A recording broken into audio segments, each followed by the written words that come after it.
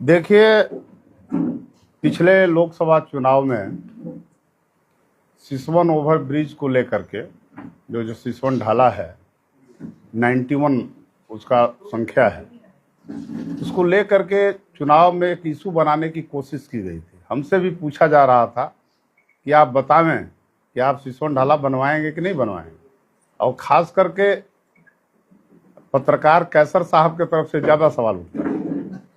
हम बार बार कहते थे कि देखिए, हम इसको चुनावी मुद्दा नहीं बनाएंगे, हम काम में विश्वास रखते हैं, हम नीतीश जी के पार्टी के से चुनाव लड़ रहे हैं। तो मैंने इस पे काम किया। रेल मंत्री से जाकर के दिल्ली में माननीय सांसद विजय लक्ष्मी देवी जी के साथ हम गए थे, और हमारे पार्टी के कार्यकारी अध्यक्ष है श्री संजय झा भी थे।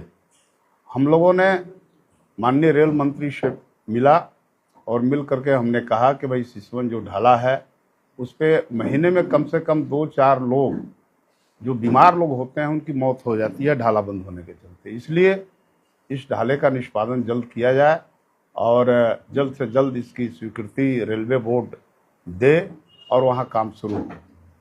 उन्होंने आश्वासन दिया कि 1 सप्ताह के भीतर जो डीपीआर है उसकी स्वीकृति मिल जाएगी। इसके पहले हम जो शेखपुरा ऑफिस है पथ निर्माण विभाग का, हम वहाँ भी गए थे। वहाँ से सारे डॉक्यूमेंट मैंने इकट्ठा किया। फिर हम बेतिया बीच का जो जोनल ऑफिस है हम वहाँ भी गए, वहाँ से भी सारे कागजात हमने इकट्ठा किया। सब कागजात को लेकर के हम माननीय रेल मंत्री से मिले थे। मुझे खुशी है इस बात के लिए कि इसी 20/9/2024 को रेलवे बोर्ड के जरिए इसकी स्वीकृति प्रदान कर दी गई है, और उसका पत्र भी हमें मोबाइल पे भेजा गया, जिसकी प्रति हम आप लोगों को दे रहे हैं। तो देखिए, ये जो मुद्दा था सिसवन ढाले का, वाकई में जो सीवान का जो दक्षिणी इलाका है, खास करके उसमें दुरौदा का भी एक अच्छा खासा हिस्सा उसी रास्ते से आता था। हसनपुरा है, सिसवन प्रखंड है, और हुसैनगंज प्रखंड के भी अच्छे खासा हिस्सा, रघुनाथपुर का भी कुछ हिस्सा इसी रास्ते से आता था। तो सीवान के दक्षिणी इलाके के लिए यह मुख्य रास्ता था, और इस ढाला निर्माण से मतलब जिले के आबादी का कम से कम 40% लोगों को इससे लाभ मिलेगा। और ऐसे तो जिले के हर कोने से लोग उधर जाते हैं, चाहे आने वाले या जाने वाले, सबको इससे महेंद्रनाथ मंदिर भी है, वहाँ भी लोग उसी रास्ते से जाते थे। तो इस ढाला बनने से पूरे सीवान की जनता के लिए बहुत ही फायदा होगा, और ये बहुत पुराने समय, लंबे समय से इसकी मांग होती रही है। हम ये नहीं कहना चाहते हैं तो अन्य लोगों ने क्या किया, लेकिन मैंने कोशिश की और कोशिश का परिणाम आया कि आज ढाला बनने जा रहा है, उसकी स्वीकृति मिल गई है। बिहार पुल निगम के जरिए इसका टेंडर होना है, अब टेंडर की प्रक्रिया में है, और मुझे उम्मीद है कि हम जाएंगे, पुल निगम के एमडी से भी हम बात करेंगे, और जितना जल्दी हो सके इसको टेंडर की प्रक्रिया में ले जाएंगे। टेंडर होने के बाद काम लगेगा। कितना दिन में वो काम शुरू हो जाएगा? अब इतना अब एकदम एग्जैक्ट बताना ठीक नहीं है, पहले तो स्वीकृति मिल गई है ना। पिछले सांसद भी कई बार लेटर स्वीकृति पास करा है, हालांकि हुआ नहीं। तो पिछले प्रकाश यादव जी थे। अब देखिए, मैं पिछले सांसदों के बारे में कोई प्रतिक्रिया नहीं दूंगा, लेकिन मेरे पास लेटर है, ये लेटर मैं दे रहा हूँ, ये रेलवे बोर्ड का लेटर है, आप लोगों को एक एक प्रति मिल जाएगी। सर, सदर विधायक महोदय चौधरी ने कहा कि अंडरपास और सिसवन ढाला ओवर ब्रिज दोनों के लिए मैंने फाइल की और मेरे फाइल पे वो स्वीकृत हुआ है। अब सवाल है कि चौधरी जी क्या कहते हैं नहीं कहते हैं, पुराने नेता हैं, उनके बारे में कहना मेरे लिए ठीक नहीं होगा। ठीक है, लेकिन डॉक्यूमेंट मेरे पास है, मेरे पास आया, अगर उन लोगों के पास आया हो तो आप जाकर के ले लीजिएगा उन लोगों से। सवाल ये आता है सर कि रेलवे और खास करके जो बिहार सरकार, ये दोनों के बीच का ये मामला रहता है, तो क्या लग रहा है कि वो मामला सुलझ गया है, उस मामले पे ही सब मामला हल हो गया? मैं कह रहा हूं कि जो डीपीआर जो बना था वो डीपीआर की मंजूरी रेलवे बोर्ड ने दे दी है, उसकी स्वीकृति प्रदान कर दी गई। उसके बारे में डिटेल्स इस पत्र में लिखा भी गया है। इसका कहिएगा तो मेरे मोबाइल पर इसका हिंदी भी है, हिंदी भी हम आप लोगों को दे देंगे।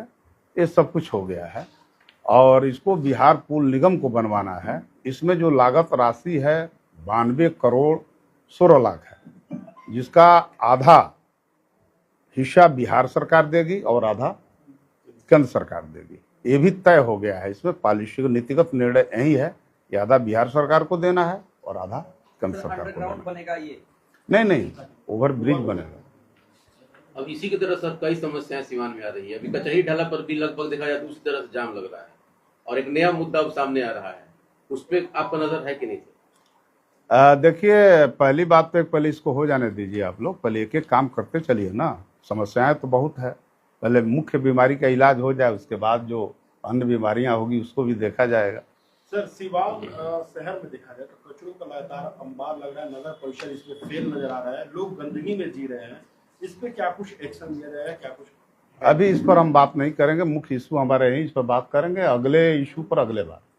एक सर आम जनता जो है उन लोगों को विश्वास नहीं हो रहा। हम लोग भी वहाँ रिपोर्टिंग करते हैं, सिसवन ढाला पे बोलते हैं कि एमपी मैडम का भी हमने नाम लिया था, तो लोगों को विश्वास नहीं हो रहा है क्योंकि इससे पहले कितने लोग कागज दिखाए हैं और कई तरह के लोग उस पर राजनीति किए हैं, कई लोगों ने अपना चेहरा चमकाया। तो आम जनता को आप किस तरह से भरोसा दिलाएंगे? देखिए, हमारा काम किसी को भरोसा दिलाना नहीं है, ठीक है। अब लोग क्या कहते हैं नहीं कहते हैं लोग जाने, हमारा काम है काम करना। हमने इसके लिए पहल की है और माननीय रेल मंत्री तक इस संवाद को मैंने पहुंचाया है और उन्होंने मंजूरी दे दी है, जिसका कागजात मैं दे रहा हूं रेलवे बोर्ड का। बाकी कौन लोग क्या कर रहे हैं, किनको क्या कहने से भरोसा होगा, वो तो वो खुद समझें। अब उसके लिए हम क्या कर सकते हैं? मान लीजिए कि आप कहीं जा रहे हैं किसी अधिकारी के पास, अधिकारी कहते हैं कि हम ये काम कर देंगे, ठीक है, वो नहीं करते हैं तो जाने। लेकिन मुझे पूरा 100% यकीन है इसमें बहुत ही जल्द मतलब टेंडर की प्रक्रिया भी होगी और काम शुरू भी होगा। एक और सवाल सर, बिजली का जो बिल आ रहा है, आम लोगों की हम बात कर रहे हैं, बहुत सारे लोग इससे जमीनी स्तर का मुद्दा है, आम लोग गरीब मजलूम बहुत दिक्कत में है डिजिटल मीटर से। अभी देखिए, हम इस पर कोई बात नहीं करेंगे, इसके लिए आप लोगों को एक दिन और बुलाएंगे तो इस सब इशू पर मैं बात करूंगा। आज तो सिर्फ इतना ही। अब बहुत जल्द सिवान का जो ओवर ब्रिज है बन जाएगा, क्या कहना चाहते हैं इस बात? पहले तो हमको पूरा भरोसा है, हम गए थे और रेल मंत्री बोले कि आप एकदम निश्चिंत रहिए और जल्दी बनेगा, और विश्वास के साथ हम कह रहे हैं कि उसको जल्दी हम लोग कम लगवाएंगे।